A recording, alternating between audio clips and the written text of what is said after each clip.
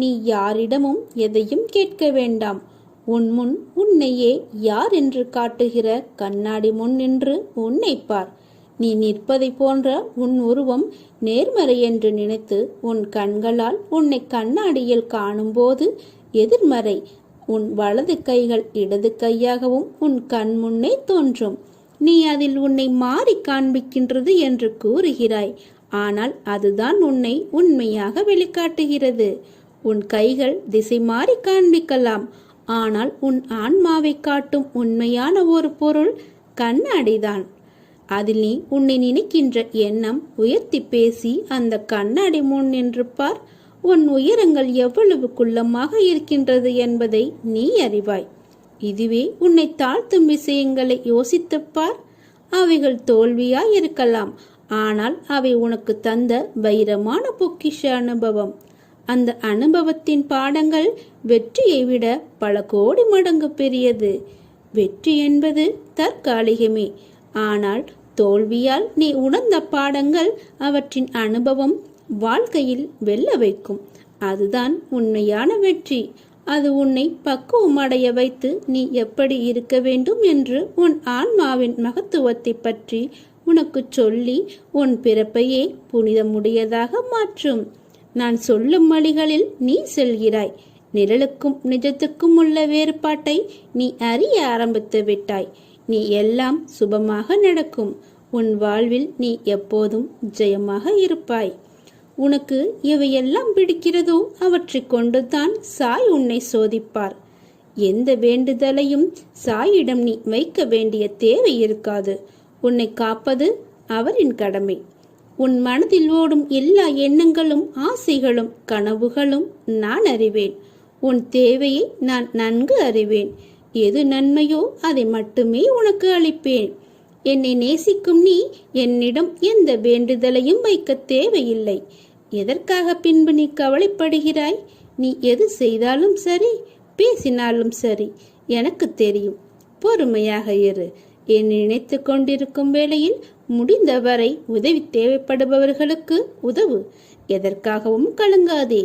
உன் வாழ்க்கை நிச்சயம் பொற்காலமாகத்தான் இருக்கப் போகிறது. நீ எதற்கும் பயப்பட தேவையில்லை. நீ நினைத்தது போன்ற வாழ்க்கை உனக்கு கிடைக்கும்.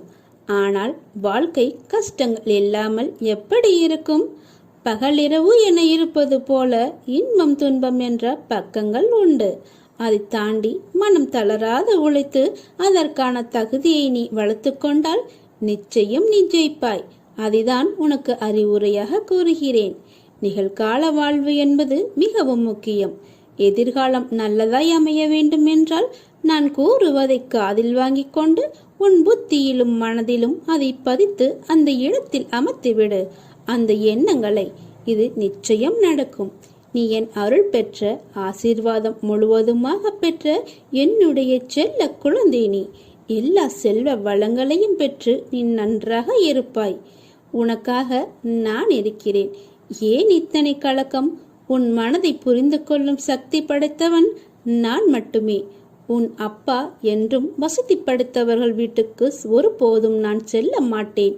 ஆனால் என் பிள்ளைகள் கஷ்டத்தில் இருக்கும்போது அப்பா என்று கூப்பிட்டால் அவரது இல்லத்திற்கு சென்று வேண்டிய உதவிகளை செய்துவிட்டு அவரது இல்லத்தில் உணவருந்துவிட்டு உன் அப்பா செல்வேன்.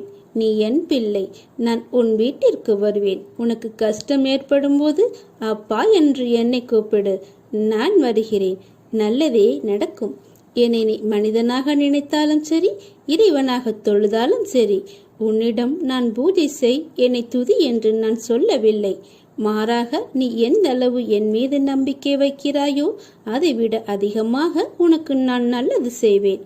அன்பைத்தா, அடக்கமாக இரு, அகங்காரம் கொள்ளாதே. உன் அப்பா நான் இருக்கிறேன். நம் பாபாவாகிய சத்குருவானவர் நமக்கு எதை அளிக்க வேண்டும், எதை அளிக்க கூடாது என்பதை பாபாவே தீர்மானித்துக் கொள்ளட்டுமே. பாபா பக்தர்களின் ஒவ்வொரு செயலும், வாழ்க்கையின் ஒவ்வொரு நிகழ்ச்சியும் பாபாவாலேயே கவனிக்கப்படட்டும், உருவாக்கவும் படட்டும். அப்படியே அது நடந்தும் வருகிறது. பாபா தன்னிடம் பூரண சரணாகதி அடைந்த பக்தர்களிடம் உம்முடைய எல்லா பொறுப்புகளும் என்னுடையவை என்று ஏற்கனவே சொல்லியிருக்கிறார். உம்முடைய எல்லா காரியங்களையும் நானே முன்னின்று நடத்துகிறேன் என்றும் கூறியுள்ளார். பிரார்த்தனை நல்லது, அது பக்தியை அதிகரிக்க செய்யும். ஆனால் நடந்த சம்பவங்களை எடுத்துக்கொண்டால் தன் பக்தனுக்கு எது நன்மையோ அதை மட்டுமே பாபா அளித்துள்ளார். பிரார்த்தனைகளை விடுத்து பாபாவிடம் நாம் பூர்ண சரணாகதி அடைய வேண்டும். மற்றவற்றையெல்லாம் பாபா பார்த்து கொள்வார். நீ செல்லும் பாதையில் உனக்கு நல்ல வழிகாட்டியாக இந்த சாய் இருப்பார். நீ என்னை மனதார நினைத்தால் நான் ஓடோடி வருவேன். உனக்கு தேவையானது நிச்சயம் கிடைக்கும். நம்பிக்கையோடு இரு. நேரம் உங்களுக்காக காத்திருப்பதே கிடையாது. நீங்கள் மட்டும் ஏன் நல்ல நேரத்திற்காக காத்திருக்க வேண்டும்? நல்ல விஷயங்கள் செய்ய மோசமான நேரம் என்பதே கிடையாது. இன்றே செய்வோம், இப்போதே செய்வோம், அதையும் நன்றாக செய்வோம், நன்றே செய்வோம் என்பதை கவனித்து நீ செயல்படு. உங்களுக்கு கிடைத்த வாழ்க்கையை எண்ணி மகிழ்ச்சிக்கொள்.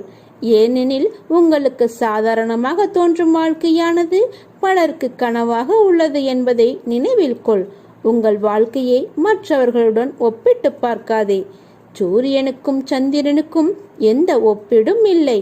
அவர்கள் நேரம் வரும்போது பிரகாசிக்கிறார்கள். கொடுப்பவன் இறைவன் என்பதை உணர்ந்து கொண்டால் கிடைப்பது எதுவும் தாழ்வாக தெரியாது. உங்கள் திட்டத்தை விட உங்களை படைத்தவனின் திட்டம் மிக சிறப்பாக இருக்கும் என்று நம்பிக்கையுடன் நகருங்கள். வெற்றி உங்களுக்கே. சவால் நிறைந்த செயலில்தான் சாதனை ஒளிந்திருக்கிறது. என் அன்பு குழந்தைகளே, அந்த சவாலை சாதனையாக மாற்ற உங்களிடம் துணிவும் இருக்கின்றது, திறமையும் இருக்கின்றது. அதை நீங்கள் மறந்துவிடக்கூடாது. தட்டும்போது திறக்கப்படாத கதவுகளே புது வழிகள் பிறக்க காரணமாகின்றன என்பதை நீங்கள் மறவாதே. உன் வாழ்க்கையில் நல்லது நடக்கும் என நீ திரும்ப திரும்ப சொல்லும்போது நல்லது நடக்கும். நீ முயற்சி செய்யும் காரியங்கள் அனைத்தும் வெற்றி பெறும். இந்த சாயின் ஆசி உனக்கு எப்போதும் உண்டு. ஒரு மனிதன் வாழ்க்கையை வாழ அவசியமான விஷயங்கள் இருப்பது போல வாழ்க்கையில் சந்திக்க, அதை கடந்து செல்ல, அதை எதிர்கொள்ள அவர்களுக்கு அடிப்படையான தேவை அன்பு, நம்பிக்கை, பொறுமை, நேர்மை, விடாமுயற்சி. ஒரு கடினமான சூழலை கடக்க ஒருவருக்கு நீடித்த நம்பிக்கையும் குறையாத பொறுமையும் மிக முக்கியமான தேவை என்பதை கருத்தில் கொள். உன் வாழ்க்கையில் உன்னை தலைகீழாக மாற்றும் சூழல் வந்திருக்கலாம். அது உன்னை நடுங்க வைத்து உன்னை பாடாய்படுத்தி இருக்கலாம். ஆனால் முயன்று மீண்டு வருவேன் என்று நம்பிக்கை இழக்காமல் பொறுமையோடு அந்த சூழல் நிரந்தரமானது அல்ல என்று நேர்மறை எண்ணத்தில் எதிர்கொள்ள வேண்டும். அப்படி ஒருவர் நம்பிக்கை இழந்து நிற்கதியாய் இருக்கும் சூழலில்தான் அந்த ஆன்மா என்னை நோக்கச் செய்கிறேன். நம்பிக்கையை என் வார்த்தைகளால் நான் கொடுக்கின்றேன். அதை அவர் மனதில் பதிய, அவர் மனம் ஆனந்தமடைய சிறு லீலைகளை நான் நடத்தி அவருக்கு நம்பிக்கையை ஊர்ஜிதப்படுத்தி இருக்கிறேன். அவருக்கு என் மீது உள்ள நம்பிக்கையை அதிகப்படுத்தியிருக்கிறேன். நீயும் நானும் எப்பொழுதும் ஒன்றாக இருப்போம். நீயும் நானும் வேறல்ல. எதற்காகவும் பயப்படாதே. நான் எப்போதும் உன்னுடனேயே இருக்கிறேன். பயப்படாதே. எங்கெல்லாம் என்னை நீ நினைக்கிறாயோ அங்கெல்லாம் நான் உன்னிடம் உன் கண் முன்னே வருவேன். நீ செய்த பாவங்கள் அனைத்தும் நான் அறிவேன். இப்பிறவியில் நீ எப்படி செயல்படுவாய், இனி வரும் பிறவியில் எப்படி இருப்பாய் என்பதை நான் அறிவேன். நீ படும் வேதனையை பார்க்க முடியாமல் நான் கவலைப்படுகிறேன். உன்னை பாதுகாக்க உன் கூடவே நிழலாக இருக்கிறேன். ஒவ்வொரு நொடி பொழுதும் உன்னை நான் தேற்றி வருகிறேன். மனதை தேற்றிக்கொள். கர்மத்தின் தீவிரத்தை இதுவரை அனுமதித்தேன். இனி அது நடக்காது. நான் நடக்கவும் விடமாட்டேன். நீ சந்தோஷமாக இரு. அப்பா நான் இருக்கிறேன். நீ எப்போதும் மகிழ்ச்சியாக இருப்பாய். என் பக்தன் 1000 மைல்களுக்கு அப்பால் இருந்தாலும் ஒரு குருவியின் கால்களுக்கு கயிறு கட்டி இருப்பது போல் இந்த மசூதி தாயிடம் இழுத்து கொண்டு உன்னை வந்திருக்கிறேன். ஒரு நாள் போவது ஒரு யுகமாக தெரிகிறது என்று புலம்புகிறாயே. நான் இதுவரை எத்தனை யுகங்களை பார்த்திருக்கிறேன் உனக்கு தெரியுமா? எத்தனை பேர் வந்தார்கள் போனார்கள். அவர்கள் பெரும்பாலோர் இப்படித்தான் உன்னை போல புலம்பிக் கொண்டிருந்தார்கள். சிலர் மடிந்து போனார்கள், சிலர் எதிர்த்து போராடினார்கள். எல்லாம் முடிந்து அவர்கள் வேறு ஜென்மம் எடுத்து அந்த கர்மாவை கழித்தார்கள். இனி வருபவர்களுக்கும் இதுதான் நிலை. நீ தோல்விகளையும் கஷ்டங்களையும் கண்டு ஓடி ஒளியாதே. தைரியமாக எதிர்த்து போராடு. இந்த ஜென்ம கடமைகளை அனைத்தையும் இந்த ஜென்மத்திலேயே முடித்துவிடு. அதற்காக எதிர்வரும் கஷ்டங்களை ஏற்று போராட மனதை நீ பக்குவப்படுத்து.